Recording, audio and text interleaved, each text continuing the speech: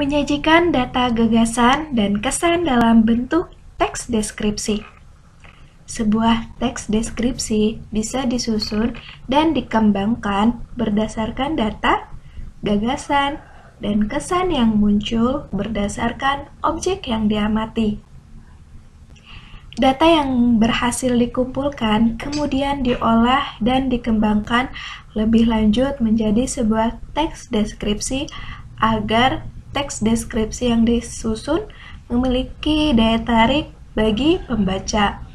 Kita perlu pertimbangkan kegunaan bahasa yang menarik, jelas, dan mudah dipahami sehingga mampu menimbulkan efek emosional tertentu bagi pembaca.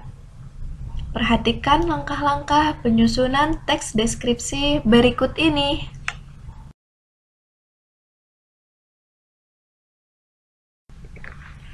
Langkah-langkah penyusunan teks deskripsi.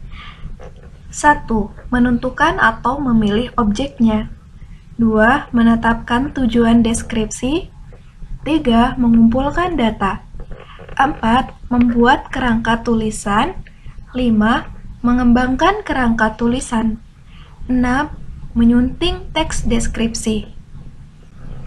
Itulah langkah-langkah penyusunan teks deskripsi. Untuk penjelasannya, tetap lanjut menyimak di halaman berikutnya.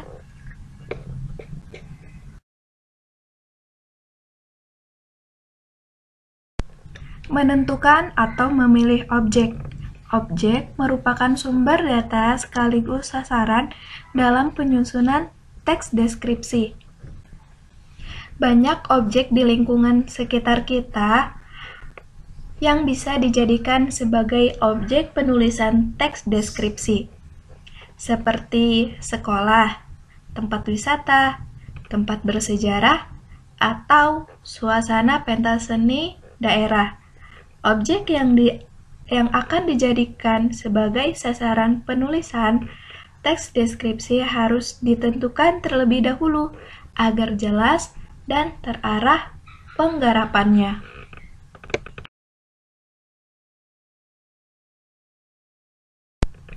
Menentukan tujuan deskripsi. Tujuan utama teks deskripsi adalah memberikan gambaran sebuah objek sejelas-jelasnya kepada pembaca. Tujuan ini menjadi amat penting untuk dipahami dan ditetapkan sebelum memulai proses penulisan. Penetapan tujuan akan sangat membantu penulis dalam mengembangkan tulisannya dan dapat memberikan arah kepada penulis. Dengan menetapkan tujuan yang jelas, penulis memperoleh gambaran objek yang akan ditulis dan membangkitkan semangat tersendiri dalam menyajikan data, gagasan, dan kesan melalui rangkaian kata-kata yang menarik dan mengesankan. Mengumpulkan data. Untuk mencapai tujuan yang telah ditetapkan, penulis perlu mencari data sesuai dengan objek yang akan dideskripsikan. Satu kegiatan penting perlu dilakukan dalam mengumpulkan data, yaitu pengamatan. Melalui pengamatan, penulis akan mampu melihat, mendengar, atau merasakan sendiri suasana objek yang akan dideskripsikan. Selain itu, penulis juga akan mendapatkan data yang objektif, sehingga lebih mudah untuk mengembangkannya menjadi sebuah teks deskripsi. Ketika melakukan pengamatan, kita perlu mempersiapkan kertas dan alat tulis untuk mencatat semua hal yang berhasil kita tangkap. Melalui kepekaan indera, catatlah semua peristiwa, suasana, aroma, suara, atau hal-hal yang bisa kita rasakan ketika melakukan pengamatan. Semakin banyak data yang berhasil kita kumpulkan, kita akan lebih mudah untuk mengembangkan menjadi sebuah teks deskripsi. Membuat kerangka tulisan. Kerangka tulisan merupakan garis besar teks yang akan dituangkan dalam sebuah tulisan. Sebelum menulis, kita perlu menetapkan kerangka tulisan sebagai pedoman atau acuan dalam menggambarkan objek yang akan ditulis. Melalui kerangka, penggarapan dan pengelolaan tulisan menjadi lebih jelas dan terarah. Mengembangkan kerangka tulisan. Langkah yang tidak kalah penting dalam menulis teks deskripsi adalah mengembangkan kerangka menjadi sebuah tulisan yang utuh dan lengkap. Pengembangan kerangka tulisan akan menjadi lebih bagus dan menarik jika kamu berhasil melibatkan kepekaan, perasaan, atau emosi, dan imajinasi. Melalui kepekaan emosi dan imajinasi, data yang tertuang dalam kerangka tulisan bisa dikembangkan deskripsi yang lebih terperinci, sehingga mampu memberikan gambaran sebuah objek sejelas-jelasnya kepada pembaca. Nah, perhatikan contoh langkah-langkah penulisan teks deskripsi melalui skema berikut ini. Nah, adik-adik, mari kita perhatikan kerangka dalam penulisan teks deskripsi. Yang pertama, kita menentukan objek deskripsi. Objek deskripsi di sini adalah menggunakan ruang OSIS. Tujuan deskripsi memberikan gambaran ruang OSIS sejelas-jelasnya kepada pembaca. Selanjutnya, data ruang OSIS. Ukuran ruangan 5 x 6 meter. Ruangan bersih dan terawat. Lantai bersih dan mengkilat. Meja kursi tertata rapi. Seperangkat komputer dan printer. Jaringan Wi-Fi, internet. Dinding dihias dengan kata-kata mutiara bijak. Album kegiatan OSIS terpajang rapi. Digunakan ruang pertemuan dan rapat pengurus OSIS. Mari kita perhatikan slide selanjutnya agar lebih mampu untuk mengembangkan teks deskripsi sesuai data atau kerangka yang telah kita susun. Baik adik-adik, di sini ada contoh teks deskripsi yang berhasil dikembangkan oleh penulis teks deskripsi. Sebelum menulis teks deskripsi, penulis telah menuliskan data-data yang akan dikembangkan, seperti contoh yang ada pada slide sebelumnya. Mari kita baca teks deskripsi yang sudah dikembangkan. Ruang OSIS. Keberadaan ruang OSIS sangat penting untuk menunjang kegiatan pengurus OSIS dalam menjalankan program-programnya. Tanpa ruang OSIS yang memadai, pengurus OSIS tidak bisa menjalankan tugasnya secara maksimal. Sungguh beruntung sekolah kami memiliki ruang OSIS yang terbilang cukup memadai. Ruang berukuran 5 x 6 meter ini tampak cukup bersih dan terawat.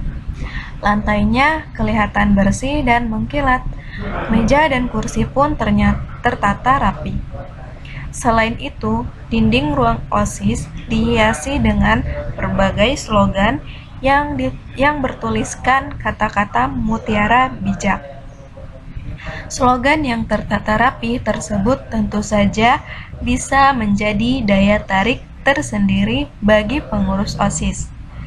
Dengan membaca kata-kata mutiara bijak, mereka dapat memahami dan menghayati makna kata-kata tersebut sehingga terangsang untuk mewujudkannya dalam kehidupannya sehari-hari. Yang tidak kalah menarik, dinding ruang OSIS juga dihiasi berbagai album kegiatan yang terpajang dengan rapi. Ranjangan album tersebut bisa menjadi bukti bahwa pengurus OSIS telah bekerja keras untuk mewujudkan program yang telah direncanakan. ruang OSIS di sekolah kami juga dilengkapi dengan fasilitas internet yang terhubung melalui jaringan Wi-Fi. Melalui jaringan internet, para pengurus OSIS bisa berselancar untuk mencari informasi sebanyak-banyaknya untuk kemajuan organisasi. Nah, itulah contoh teks deskripsi yang sudah dikembangkan. Mari kita analisa kerangka di slide berikutnya. Berikut adalah kerangka tulisan. Kerangka tulisan dibagi menjadi dua. Yang pertama, deskripsi umum. Yang kedua, deskripsi bagian. Deskripsi umum ada pada paragraf pertama, yaitu ruang OSIS sebagai penunjang kegiatan pengurus OSIS. Itu deskripsi umum. Selanjutnya, deskripsi bagian. Deskripsi bagian ini biasanya dideskripsikan pada paragraf selanjutnya atau paragraf kedua, 3, dan paragraf terakhir.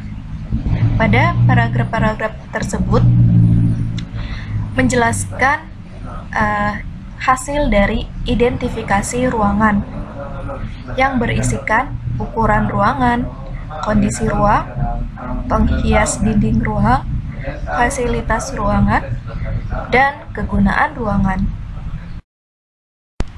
Yang terakhir, menyunting teks deskripsi.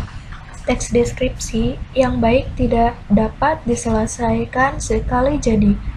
Perlu ada langkah lanjutan untuk membaca ulang secara cermat sehingga bisa diketahui kekurangan-kekurangan yang masih ditemukan. Kekurangan-kekurangan tersebut perlu segera diperbaiki sehingga teks deskripsi yang dibuat menjadi lebih baik dan menarik. Langkah semacam itu disebut menyunting. Jadi, menyunting pada hakikatnya merupakan kegiatan mengedit, mengubah, atau merapikan susunan letak atau penggunaan bahasa sebuah naskah tanpa mengubah makna. Unsur-unsur teks deskripsi apa sajakah yang perlu disunting? Seperti telah kamu pelajari, teks deskripsi dibangun oleh dua unsur utama, yaitu unsur teks dan kaidah kebahasaan.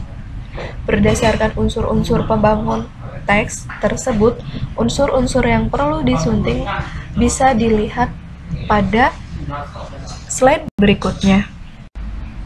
Selanjutnya yang terakhir, menyunting teks deskripsi.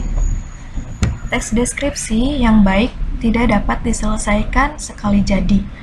Perlu ada langkah lanjutan untuk membaca ulang secara cermat sehingga bisa diketahui kekurangan-kekurangan yang masih ditemukan. Kekurangan-kekurangan tersebut perlu segera diperbaiki sehingga teks deskripsi yang dibuat menjadi lebih baik dan menarik. Langkah semacam itu disebut menyunting.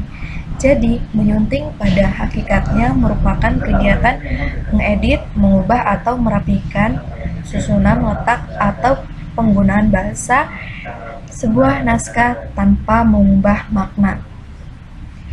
Kira-kira apa saja ya yang perlu disunting dalam penyusunan teks deskripsi itu? Unsur-unsur yang perlu disunting yaitu yang pertama ada struktur teks, yang kedua kaidah kebahasaan. Untuk struktur teks ada dua bagian yang perlu kita sunting. Seperti biasanya ada deskripsi umum dan deskripsi bagian. Deskripsi umum berisi gambaran umum sebuah objek pada bagian awal teks. Perlu dicermati apakah teks deskripsi yang disunting sudah mengandung deskripsi umum sesuai dengan objek yang dideskripsikan? Jika dinilai masih ada hal-hal yang dalam deskripsi umum yang keliru atau kurang tepat, perbaikilah segera. Selanjutnya, deskripsi bagian. Deskripsi bagian merupakan gambaran lebih lanjut dari deskripsi umum secara jelas dan terperinci. untuk memberikan efek emosional kepada pembaca sehingga apa yang digambarkan dalam teks seolah-olah bisa dilihat, didengar, dibawi, atau dirasakan sendiri oleh pembaca. Perlu dicermati apakah teks sudah memuat deskripsi bagian secara jelas dan terperinci sesuai dengan objek yang dikemukakan pada bagian deskripsi umum. Jika dinilai masih ada hal-hal yang dalam deskripsi umum yang keliru atau belum sesuai, perbaikilah segera. Untuk selanjutnya, kaidah kebahasaan. Yang pertama ada ejaan. Ejaan berkaitan dengan penulisan kata dalam teks seperti penggunaan huruf kapital, penulisan kata depan, atau awalan. Jika dinilai masih ada ejaan yang tidak sesuai dengan pedoman umum ejaan bahasa Indonesia, perbaikilah segera. Selanjutnya tanda baca. Tanda baca berkaitan dengan penggunaan tanda baca seperti tanda koma, tanda titik, tanda hubung, tanda petik, dan garis miring. Jika dinilai masih ada tanda baca yang tidak sesuai dengan pedoman umum ejaan bahasa Indonesia, perbaikilah segera.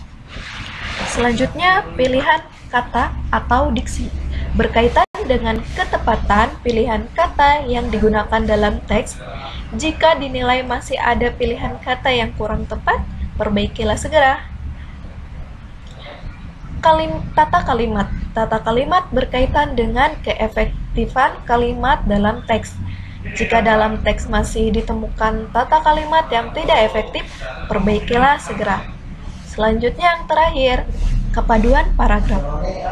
Kepaduan paragraf berkaitan dengan kepaduan berbentuk, kohesi, dan kepaduan makna atau koherensi, baik dalam antar kalimat dalam sebuah paragraf maupun hubungan antar paragraf. Jika dinilai masih ada paragraf yang kurang padu, perbaikilah segera.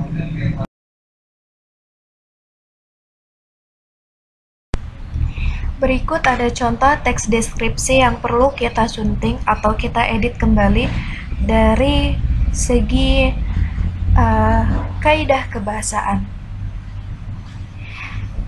Di sana ada kata di tepi. Di tepi harusnya ditulis memakai spasi. Di tepi. Jalan raya suara bising. Seharusnya diapit dengan tanda titik, bukan tanda koma. Selanjutnya, akibat deru daripada kendaraan. Di sini adalah pemilihan kata. Seharusnya kata daripada tidak diperlukan dalam kalimat tersebut untuk menjadikan kalimat tersebut lebih efektif. Selanjutnya, kata Romawi 7 dan tidak harusnya diapit dengan tanda koma. Selanjutnya ada kata di tengah, sama saja seperti di tepi, harusnya memakai spasi karena menunjukkan suatu tempat. Di paragraf terakhir ada kata asik, seharusnya ditulis dengan kata A-S-Y-I-K, asyik. Perhatikan contoh, perhatikan slide setelahnya.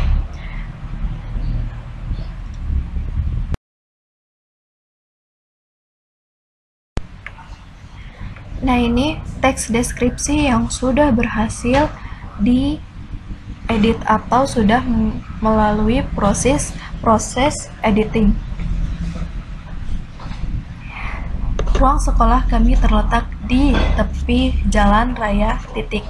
Suara bising, kata suara ini diawali dengan huruf kapital karena adalah kalimat baru. Akibat deru daripada kendara, itu daripadanya kita hilangkan dengan dibaca suara bising akibat deru kendaraan yang berlalu lalang di jalan raya membuat kami yang sedang belajar sering terganggu. Selanjutnya, kelas 7 tidak bisa memusatkan perhatian, itu diapit dengan tanda koma. Selanjutnya lagi, kata di tengah sudah diberikan spasi. Paragraf terakhir ada ke asik, sudah diperbaiki dengan asyik. Sekian penjelasan cara penyusunan dan menyunting teks deskripsi.